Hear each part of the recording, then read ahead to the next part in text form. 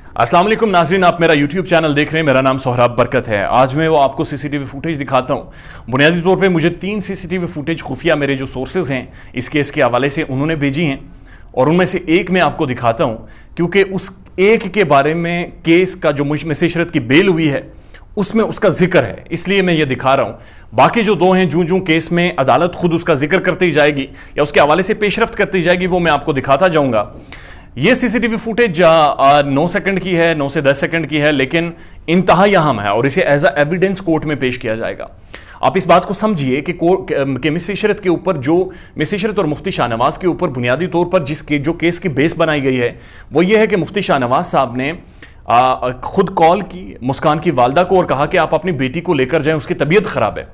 गुज़श्ता दिनों जो फैसला आया था उसमें मिसेशरत का जो लॉयर है और वो ये जो मुस्कान का लॉयर है उनका ये मौक़िफ़ है। ये मुस्कान का जो 164 की स्टेटमेंट है जो कि मजिस्ट्रेट के सामने है, उसमें उस मुस्कान ने ये चीज़ कही है कि असल में मेरी वालदा और मेरा छोटा भाई मुझे लेने आए थे और मैं नींद बेहोशी की हालत में थी और बड़ी मुश्किल से अपने घर गई थी। लेकिन ये फुटेज आप अपनी स्क्रीन पर देखिए, ये एक शॉप से बनाई गई है। ये आप देख सकते हैं, ये बुरखे वाली मुस्कान जा रही हैं और उनके साथ ये जो छोटा बच्चा है ये इनका भाई है रिहान। ये दोनों जा रहे हैं और मुस्कान किसी के साथ टेलीफोन पर बात कर रही हैं। आप ज़रा गौर से देखिए और इसको समझने की कोशिश कीजिए कि एक बच्ची जिसके साथ ज्यादती हुई हो, जिसको 2 दिनों से बंद करके कहवा पिलाया गया हो, जिसको 2 दिनों से हरासा किया गया हो, जिसको ज़हनी टॉर्चर किया गया हो, उसकी मूवमेंट्स चेक कीजिए।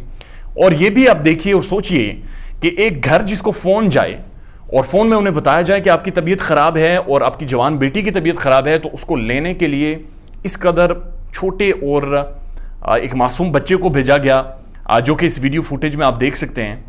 तो अब ये देखिए, ये दोनों जा रहे हैं, अपने घर जा रहे हैं, मुस्कान किसी के साथ टेलीफोन पे बात कर रही हैं और ये मदरसे से निकलने के बाद कुछ फीट के फासले पर एक दुकान है, उस दुकान में ये कैमरा नस्ब है जिसने ये सीसीटीवी फुटेज बनाई है और ये आप बराह रास्त आज की वीडियो में देख सकते हैं। बाकी भी 2 सीसीटीवी फुटेजेस हैं। जूं इस केस का खुलासा मजीद होता जाएगा मैं वो आपके सामने रखता जाऊँगा और आपको मजीद समझ आती जाएगी इस सारे केस की।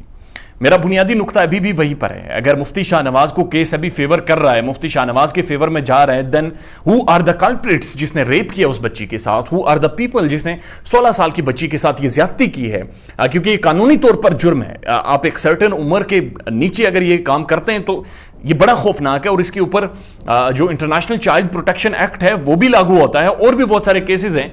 लेकिन मेरा यहां पर शिकवा मुफ्ती शाहनवाज साहब और उनकी टीम के साथ ये है कि वो सिर्फ अपना केस छुड़ाने, अपनी जान छुड़ाने के चक्रों में सारे पड़े हुए हैं। वो अपनी जान छुड़ाना चाह रहे हैं, वो अपने तौर पर इस केस से बाहर निकलना चाह रहे हैं।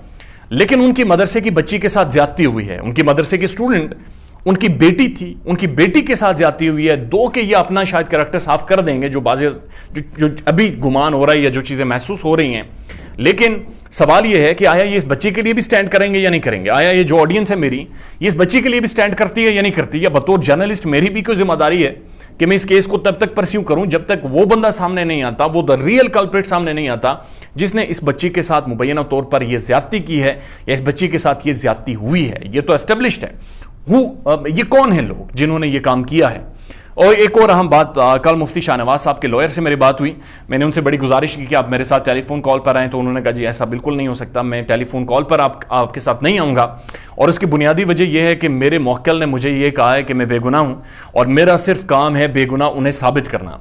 मैंने जो फीस ली है वो सिर्फ अदालत के हाथे तक ली है, उसके बाद मैं कोई भी ऐसा वर्ड नहीं बोलूँगा जो कि मेरे मौक्किल के बारे में हो। मेरे मौक्किल और मेरे दरमियान जो भी तबादला हुआ है वो हमारी अमानत है और उस अमानत को मैं ख़यानत नहीं कर सकता और मैं उसे हमेशा अपने तक रखूंगा, जो भी चीज़ें उन्होंने मुझे बताई हैं।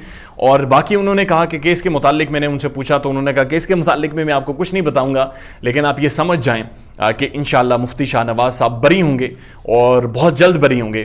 तो मैंने जब उनसे पूछा कि क्या मुफ्ती शाहनवाज साहब की जो बेल पटिशन है वो फाइल कर दी गई है, तो उन्होंने कहा कि नहीं, उनकी बेल पटिशन नहीं अभी फाइल की गई और जब फाइल हो जाएगी तो वो भी आपको पता चल जाएगा और वो भी डिटेल्स आपके साथ शेयर करेंगे।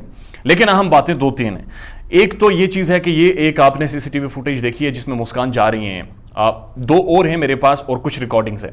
अब वो जो रिकॉर्डिंग्स हैं मुझे जिन सोर्सेज ने भेजी हैं वो कोई ऑथेंटिक सोर्सेज नहीं हैं, वो लोग ट्रस्टेबल नहीं है माजिद के साथ। تو اس لیے میں وہ آن ایئر نہیں کر رہا ہوں.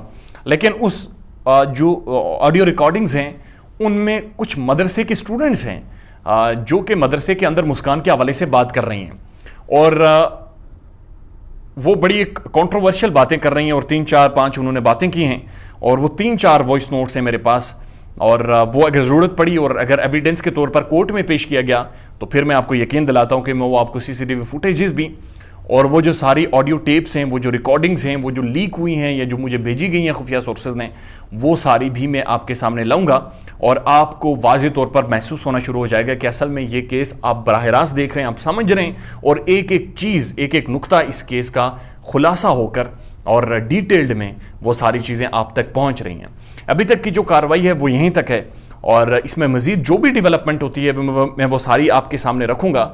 مسکان کی جو فیملی ہے وہ تھوڑی سی بیک فٹ پر چلی گئی ہے, اور مفتی صاحب کا جو پرسپشن ان کے بارے میں بنی تھی کہ مبینہ طور پر شاید مفتی صاحب نے زیادتی کی ہے, اس میں اب کافی ساری چینجنگ آتی جا رہی ہے. میں نے کچھ لوگوں سے پوچھا, ایک اور پبلک سروے کرنے کی کوشش کی, اور پبلک میں لوگ اب یہ کہہ رہے ہیں, چونکہ ہم پہلے سے جانتے تھے کہ مفتی شاہ نواز صاحب ایک پاک دامن انسان ہے, ایک معلم ہے, ایک عالم ہیں, اور ایک وہاں کی ایک بڑی میجر پرسنالٹی ہیں, تو ان کا اس کیس سے کوئی تعلق نہیں ہو سکتا.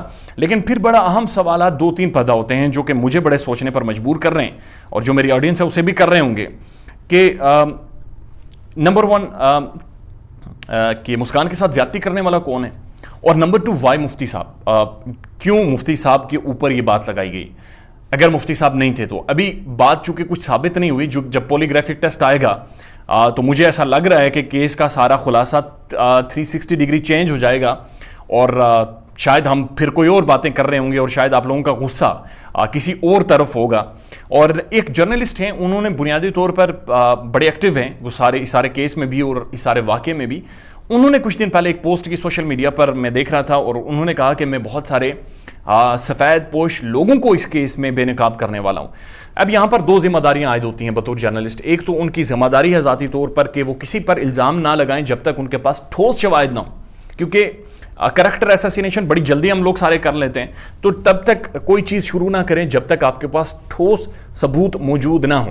اور دوسری چیز یہ کہ اگر آپ کے پاس کوئی ثبوت ہے بطور جرنلسٹ کہ کوئی لوگ اور بھی انوالو ہیں سارے کیس میں, اور وہ سفید پوش ہیں یا کچھ بھی ہیں, تو آپ کو بالکل لانا چاہیے سامنے, لیکن ٹھوس ثبوتوں کے ساتھ. ایسا نہ ہو کہ آپ کریکٹر ایساسینیشن کریں کسی کی, آپ کسی کی تذیق کریں, اور تذیق کرنے کے بعد جناب آپ معذرت بھی کر دیں. اور مسئلہ یہ ہے کہ ہمارے ڈیفیمیشن لاز, یعنی کہ کسی کی تذیق کے بعد اگر آپ اس کے اوپر کیس کرتے ہیں, وہ اتنے افیکٹو نہیں ہے پاکستان میں کہ آپ اس کے اوپر کسی کو سزا دلوا سکیں. یہ ہماری بدقسمتی ہے, اور اسی وجہ سے پاکستان کا میڈیا بھی اکاؤنٹیبل ابھی تک نہیں ہو سکا.